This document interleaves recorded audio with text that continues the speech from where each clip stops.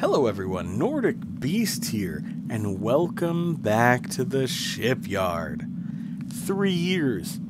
3 years since I last made an episode and got to say that. Obviously, I have done stuff in the meantime, but last couple of months or so, as I previously mentioned, I couldn't, because it wasn't, the Space Engineers wasn't working correctly on this machine. I had it, my last computer died. I had it on my girlfriend's computer, tried to transfer it over. I did it wrong. Anyway, the last 2 days, we were actually downstate visiting family. The hotel we were at, we had good internet, so I got to download a bunch of new games for me to play around with, mess with, and reinstalled Space Engineers. Huzzah! So here's some stuff that I've worked on. Now, here's the kicker. Man, once again, it feels like old times. I recorded an episode, and then I realized it was huge. It was massively long. I am not very good at summing up information, so I'm going to try this time. I've actually added more ships, but I'm going to make a briefer description. So the big thing is that a lot of these ships I've made, again, on and off throughout the last 3 years, so my memory of what all their details are kind of sketchy. So all these you can actually, with few exceptions, you can find on the workshop. And the ones that you don't find directly on the workshop are actually in a world save on the workshop. That's called Nordic's Shipyard. So if you're curious about some stuff that I don't actually have on the workshop that, you know, oh, what's some weird shit Nordic worked on? It's in that world. That world has saved my ass because I can find a bunch of my old stuff on there. So I'm going to just give the rundown. We're going to start with a couple of these little ships here, and I'm not going to go into as big a detail. That's right, Nordic. Yeah, you're not going to ramble on. Sure. Anyway, let's start with this guy here, the Cygnus, this fighter. It was designed as a replacement, a lighter weight replacement for my Swan fighter. The Swan was my first transatmospheric fighter I designed. Well, sort of. That was like a big one, meant to be good in atmosphere and space.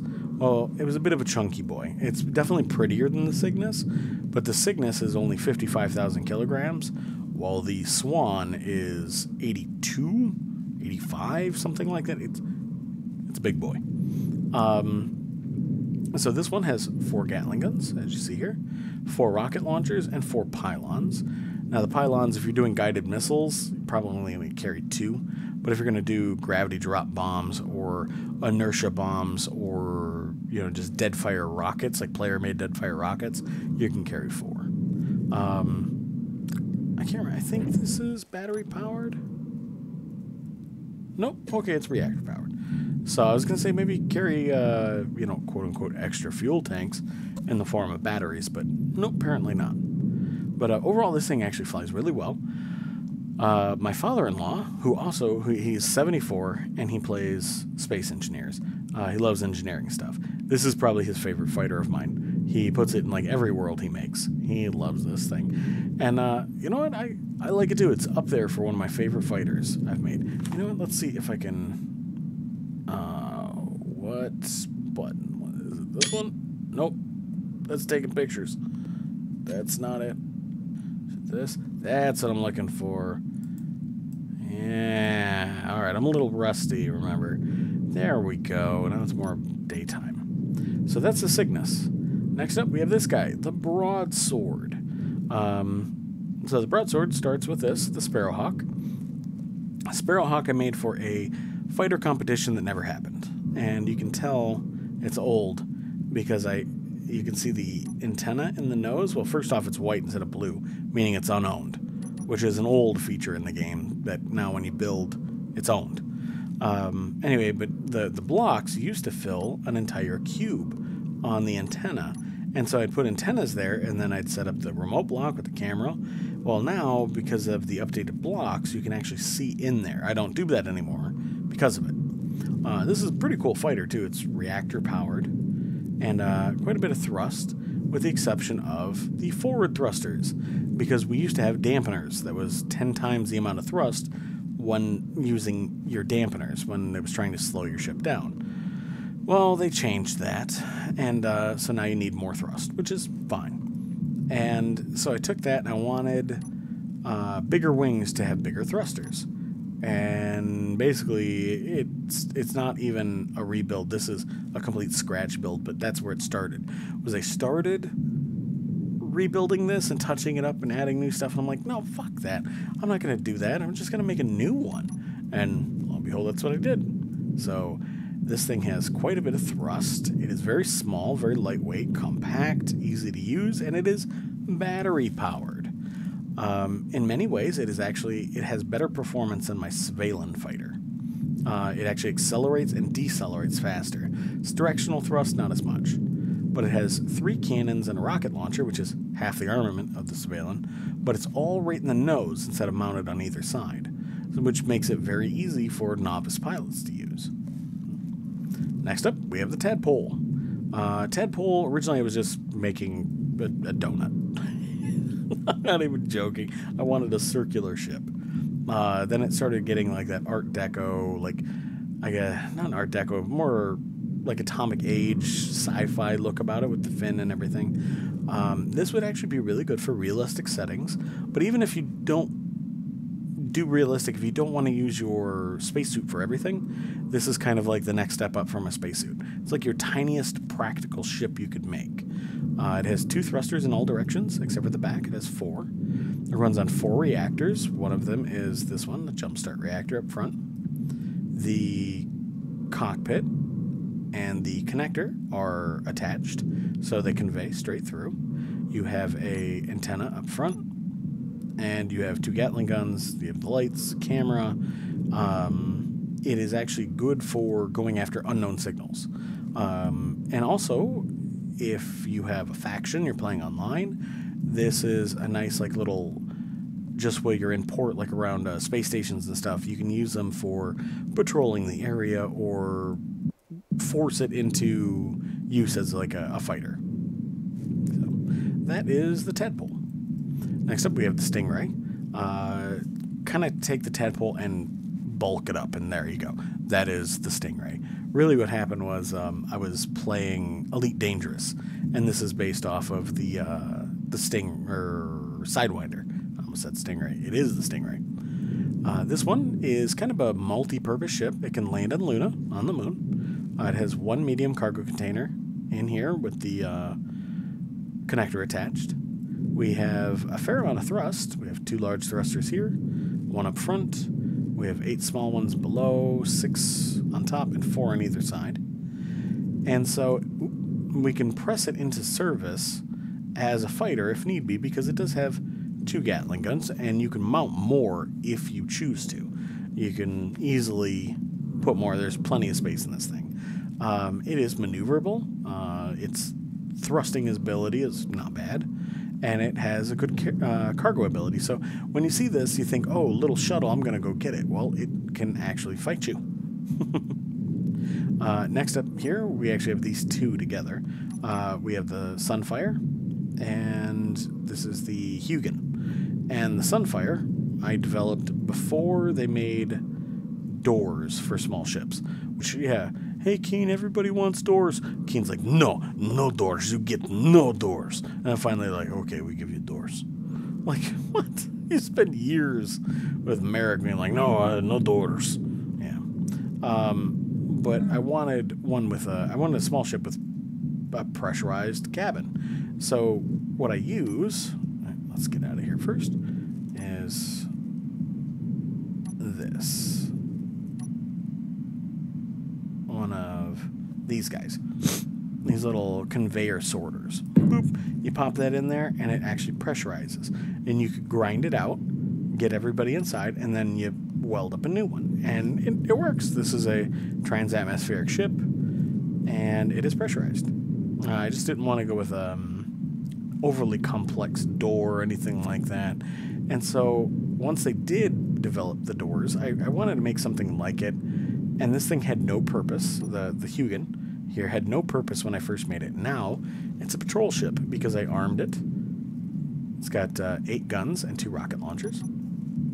It has quite a bit of thrust. It is only slightly heavier than the Cygnus over there, which is kind of funny considering its size.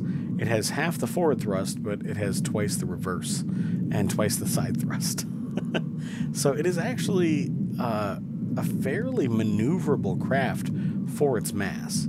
And this actually has pressure doors here in the back. So we have, there we go, bloop. Now it's going to say low, and then there we go. Because we only have the one air vent here. But this is a multi-crew ship, so we have the seat up front, which has a decent view out of it, but I like the down below view. I think that's cool.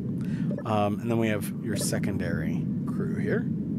We have 2 bunks. We have a bunk over here with a light, and a bunk over here with a light. I can't actually use them, but you know, it's for view. We also have a survival kit, and this is the engineering area. You got your 2 reactors and your jump start up here. So your secondary crew, it's always nice to have a second pair of eyes to be able to look around. They can also repair or run any of the secondary systems, move things around through the conveyed system in the ship and everything, and just overall be a second pair of eyes, you know, and a second pair of hands. So, but with 8 guns and 2 rocket launchers, this thing does pack quite the wallop, and has 2 merge blocks to be able to carry additional equipment if need be. So that's it for the small ships. Now next up is my Orion class station. The Orion is sizable. I'm just going to show the inside for a second. This is also Elite Dangerous inspired heavily. We have the the command deck here. And what I like is you can, with these windows, you can see the whole inside. Look at that. Look at that. This place is huge. And you think it's, you know, it's not overly massive, like when you look at it externally. Yeah, there you go. So you see the ships, and I mean, it's obviously big, but oh, you're thinking, oh, it's space station. It's not that big. It's as long as that big ship there. But it's, the interior volume is, you have 4 sides. It's huge. And actually, if you look, you can see it is pumping in oxygen. I must have vented it. It takes like a minute or 2 to pump it all in. So, come on, keep going a little further. Originally, this had been just a ladder, one ladder going up, and I've updated this thing periodically. So this is designed. Actually, you can see one of my Huygens here. This was designed as an upgrade to a previous station called the Orion. The Omega. This is the Orion. The Omega station, which had 4 landing pads, and this one has 24. So I kind of took it to the next level. Yeah. This has, let's see, also it has 1, 2, 3, 4. So 4, 8, 12, 16 rooms that have up to 3 crew members each. It also has 2 hotels with 3 suites each. So we got the other hotel there, the Orion Hotel they're called. I had a version that, like right here, actually had like a cargo dump area. Like basically it had big pressure doors here in the floors to be able to jettison any junk that you may or may not need on the station, which I will probably reinstall because this is a slightly older save, but I do update it. And then we have this massive airlock. God, that's the word. When I was saying pressure doors earlier, I meant air dock, or airlock. I can speak. It's late. It's 2:30 in the morning. I have to record at night because the baby's asleep, my stepson's asleep, my father, everybody's asleep, and it's quiet in the house. The air's not running. I can actually get decent sound quality. But yeah, so the room in there is actually pretty big. There's a, if I can, there we go. Oh, you know what? I think there's a switch out here. There is. Hey, look at that. Like I thought of this before. So So this airlock is pretty sizable. What's funny is that, yeah, the gravity's there, not here, even though this is where the ships land. But yeah, as you can see, you can get a pretty sizable ship in there, and even the Hugin fits in there just fine. I flew that in here. I didn't just spawn it in here. Yeah. So that is it for the Omega, or the Orion. The Omega's the littler one. Oh, sorry about the nose. Oh, God, my sinuses. Alright, so next up, we have this guy here, the Tier. So the Tier I designed as a kind of like the centerpiece for a fleet. I like practical ships. This ship is 1.7 million kilograms. That's pretty buildable, you know, like on a server and all that. It's well armed. It can repair a lot of its equipment. It has welders. And being made out of all light armor, it's cheap and easy to build. But it is big. I mean, you see this thing coming, you're like, oh shit, I'm not gonna fuck with that thing. When in reality, it's more really just a lighter cruiser. But it's sizable, carries a lot of equipment. You can you have assemblers and refineries.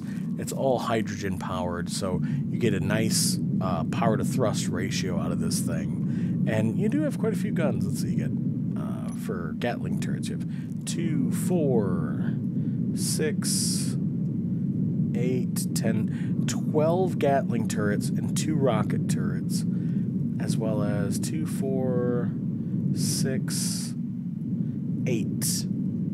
So 8 interior turrets for anti-missile use. Yeah, this thing's well armed. But yeah, it's big. It will still take a lot of resources, but you get a nice ship out of it. It's one of the first ships I used all the interior blocks for, but I'm not going to do an interior tour because it's quite a bit. Next up, we have the Emir. Now, you notice it's Ymir, but I thought it was Ymir, but I recently found out it's Emir, or with a rolled R, Emir. Yeah, good luck on that one. So this is under the same concept. Tiny, like your first patrol ship. There were ships in the 1930s the United States built. One of them was called the USS Erie, named after the Lake Erie. And the USS Erie was a gunboat that had no real classification. So it was like the size of a destroyer, but it carried no torpedoes. And it carried 6-inch cruiser guns. But anyway, they called it a peace cruiser because it filled no role, and we could have an unlimited amount of them. Because none of the treaties covered these boats. However, we only ended up building 2. I think the other one was the Charleston. So the Erie and the Charleston. And they're beautiful boats. You ever get a chance to look them up? They're actually pretty gorgeous. So this is supposed to be a peace cruiser. It's lightweight, inexpensive, and easy to build. And it has 4 Gatling turrets and 3 interior turrets, and that's it. It is all light armor, except for some of these sides. These half blocks are heavy armor slabs. So I rebuilt it. Now it's doing this weird texture thing, where it's like bland here, but sometimes it'll, yeah, there it goes. I don't know why it's doing it, but I did update like the engines and stuff. Like this is actually a complete rebuild. Like with this sitting there, I built this here and updated it. So the main difference is the thrusters, the types of thrusters. It has the same amount. And I added some windows here on the side, a little bit more detail so it's not purely angled.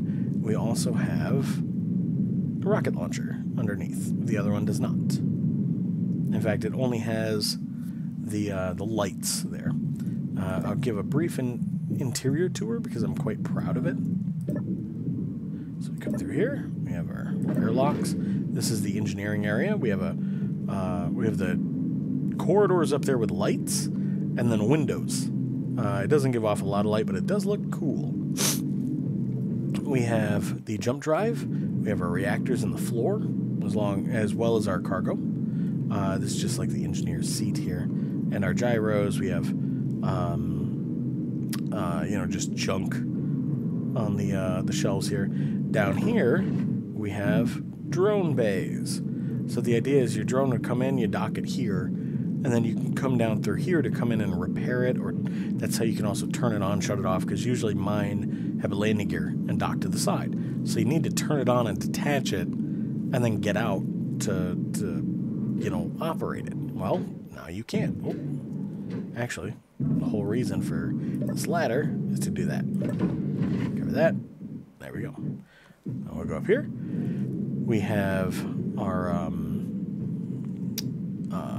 our kitchen. We have a little soda machine here. We have proper kitchen, and we have a survival kit.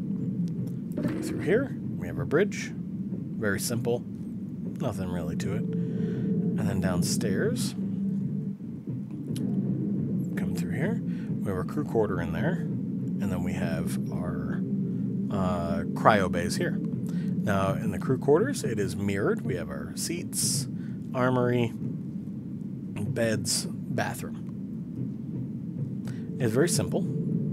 The other Enir does not have all this extra stuff. It doesn't have all these interior bits. I actually rebuilt this today. That's what I did while my daughter was taking a nap. So, next up is this right here. This is the Widget. And the Widget... Ooh, hi, boys. The Widget and this ship here, the Whippet, involve my father-in-law. So, first off, the Whippet here, I used to have a transport that looked very much like it, but it was ion and atmospheric powered, called the North Star. And my father-in-law used to constantly tell me that the North Star couldn't carry anything. Oh, it doesn't carry crap. I can't carry crap in it. And I would get angry, and he just didn't understand the scale between small and large, because he had a small ship that could fill a large cargo container. And he didn't understand why my North Star couldn't fill a large cargo container, because it was a big ship, and it could still fill most of it. And when I explained to him that a small ship, large cargo container is the same amount of storage as a large ship, small cargo container, he then changed his tune. However, him saying that stuff got me frustrated, and I ended up making this. It is similar in design, but it is with hydrogen thrusters, and it can carry a lot. It has two large cargo containers, and it can fully fill them. And it also has a cargo bay in the back, so you can pull in vehicles or whatever. So that's the Whippet. And a Whippet is a type of like racing dog, something really fast. And this thing's got a lot of thrust. So he would talk about the Whippet, and he still uses it and loves it. And he would call it the Widget. My father-in-law makes up words for the game, and it is both equally frustrating and amusing to me. He calls conveyors conjunction box. He calls connectors.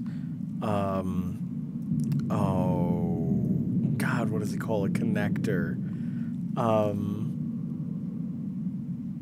Damn it, I can't remember the word he used. It was funny though. But yeah, landing gears are boots or shoes. He started that conversation. I put a boot on this ship. I'm like, a what? He's like, a shoe. I'm like, I have no idea what you're talking about. And I'm like, oh, landing gear. Okay, all right, I get you now.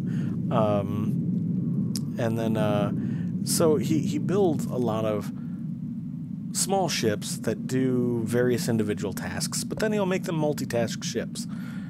And so finally I decided, you know what, I'm going to make one big base ship for him, and I'm going to name it the Widget, because he kept calling the Whippet the Widget. And it confuses him even further.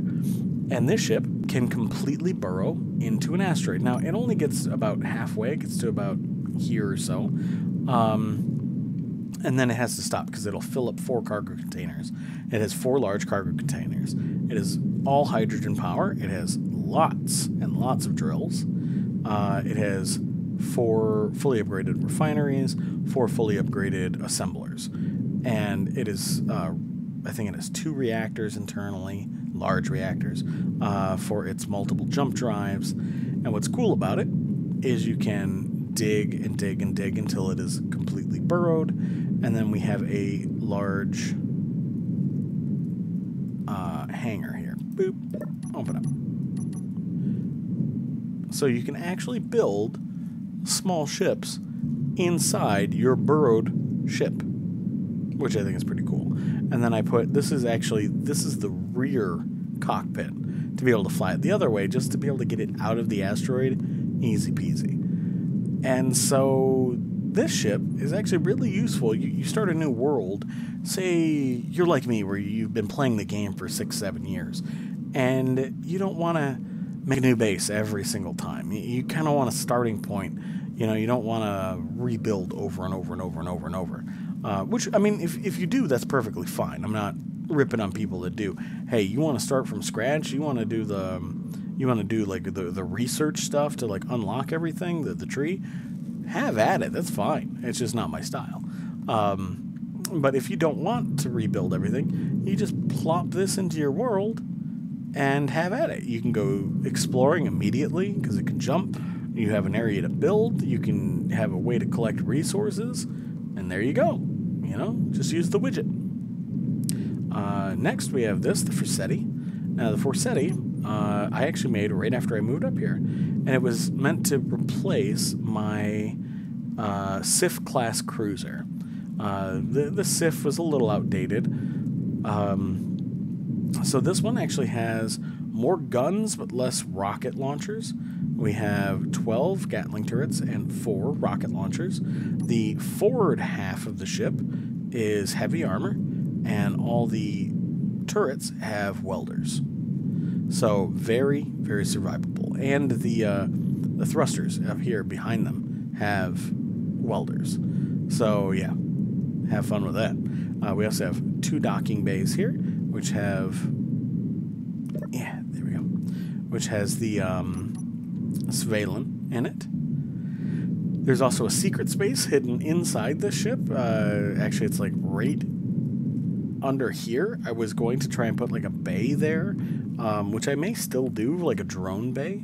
But it's pretty fun. It's on the workshop. See if you can find the entrance to its hidden compartment. It's just an empty area where like a lot of the internal secondary systems are, and you just drop down into the area. But it has a hidden door that you can just walk into. So it's just go ahead and have fun trying to find it. Yeah, I like people looking it up. It's not like overly hidden or anything, but yeah. Next up, we have my Ventura prototype. This guy. I love this ship.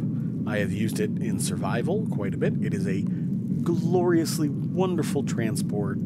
I based it on the design style of K. Medlock. What's it?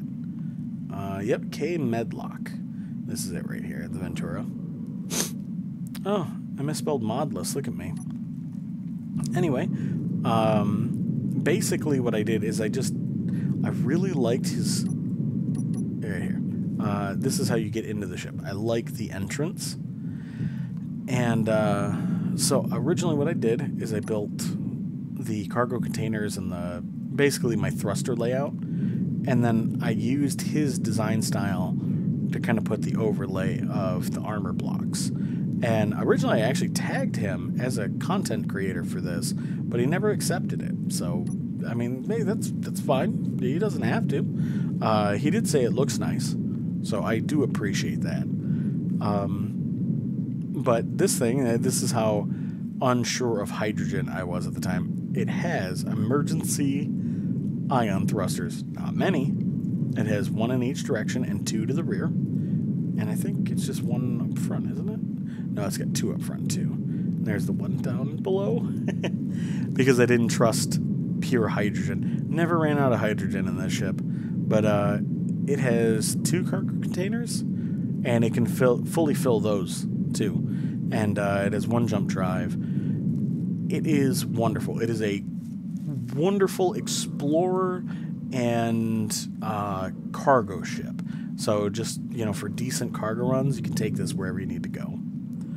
All right, so then we have these 4, rather. And these are all various cargo ships. The last one's more of an explorer as well, but I mean, it is also a cargo ship. So the Kestrel, this one here, I wanted a little bit of everything. You know, I wanted a cargo ship that wasn't just a cargo ship, that also had a landing bay. I wanted a proper docking bit to it, because like this here, the Ragnar, that's not the usual docking setup, you know?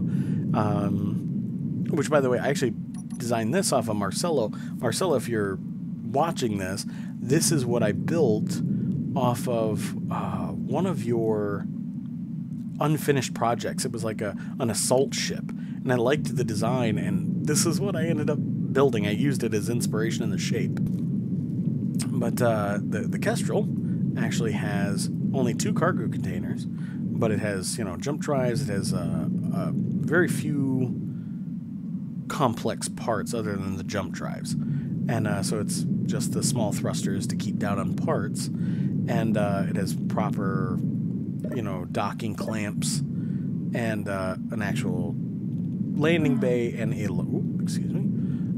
large crew area here. We have the bridge up here, which is pretty barren, and then crew area down here. This is before the interior decorations and stuff. So the Kestrel is not as inexpensive to build as I wanted it to be, just because I threw in so many features. But it's still nice. I do like it. Should have named it the Hammerhead. The Ragnar here, I love this thing.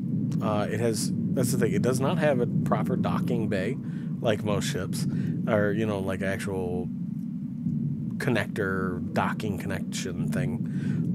It has no landing bay, but it is heavy in thrust. Even when loaded with cargo, this thing has quite a bit of thrust and is quite maneuverable. It's a pretty impressive ship, and it has 3 large cargo containers internally, which, I mean, if you look, it's similar in size to the Kestrel, but has more cargo and a lot more crew space inside. It's pretty impressive interior. Next, we have the Sky Wanderer, which this only has 2 cargo containers and a fair amount of crew space inside. But you notice, it's pretty small. It's actually the smallest out of all of these. So with the same amount of cargo space as this, you can get something much smaller, much tinier. I've never been a big fan of these windows, though. Like, I don't know, it's weird. It's like looking through, like, a cathedral, you know, stained glass window. And last, this guy, it's named the Fetus, which is, I think I brought it up in other episodes, but I still like to talk about it. If you've ever seen Final Space, this is loosely based on the Galaxy 1. It's where I got the shape from, with the cargo bay, or I'm sorry, the landing bay down below and everything. And this ship is supposed to be kind of it can be a cargo ship, it can be a transport ship, a trader ship, it can even carry a, you know, it has a sizable bay here. I'll actually do a little bit of interior here. I mean, look at this. Look at the size of this compared to the ship. It's, I love it. I love it when it arcs up like that. But if we come in here, we have access to our reactors and our cargo. We come up here, we have engineering on the right. We have a refinery and an assembler right here, but they are not upgraded, but they can be. They have room. Oops, sorry. If you look here, that can be fully upgraded. You can also, if I can get through, we could add another jump drive if you wanted. And that's what I like about it. You kind of buy it stock, but you can add more to it if you so wish. You come up here, you can actually see into engineering. We have a secondary engineering down here with our gyros and our gravity generator. Now this is an old variant. I have updated it before with newer parts, but I don't have it anymore, which I'll just have to do it again. We have our med bay, crew quarters. And last but not least, the captain's quarters. And then we have the actual cockpit, which, by the way, look at this view. For a large ship, this is a nice view. And when I updated it, I actually used like the see-through LCD to have like a HUD here. Now, after I designed this ship, I had come up with an idea for, if you guys remember, I did an episode of Glorious Adventures. And what I wish I had done is I did actually make a second episode. I never posted it, and I should have.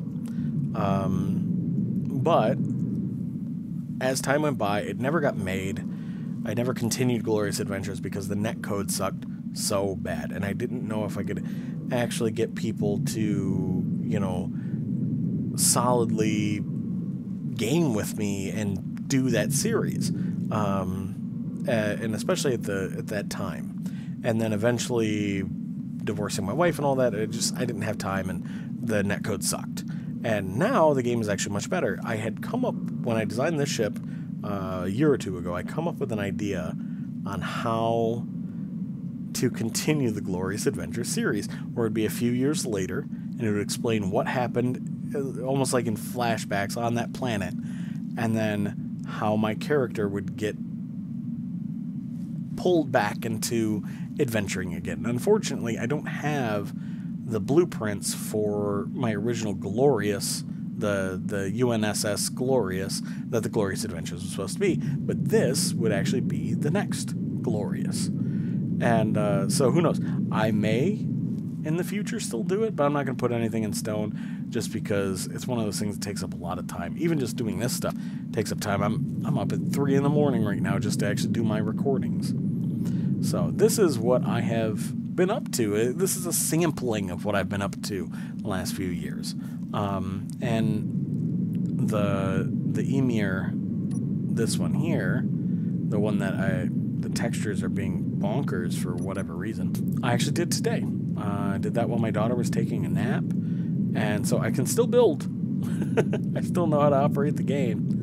But yeah, I hope you guys like this.